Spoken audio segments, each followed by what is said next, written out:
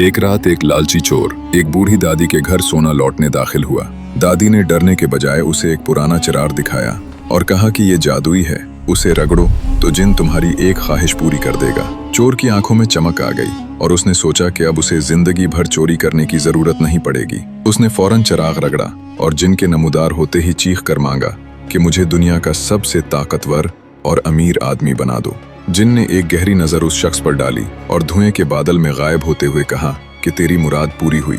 चोर ने जब होश संभाला और अपने हाथ देखे तो वहां न सोना था और ना ही वो खंजर जिससे वो लोगों को डराता था। वो गुस्से में दादी पर चलाया कि मैं अमीर कहाँ हुआ हूँ, तुमने तो मुझे पहले से भी ज्यादा कंगाल कर दिया। दादी ने एक कदम आगे बढ़ाकर उसके सर पर हाथ रखा और शफकत से कहा कि बेटा, सोना तो चोर भी ले उड़ते हैं, मगर जिन ने तुम्हें वो दौलत दी है जिसे कोई नहीं छीन सकता। जिन ने तुम्हारे दिल से वो लालच और हाथ से वो हथियार छीन लिया है जो तुम्हें गुनाहों का गुलाम बनाता था।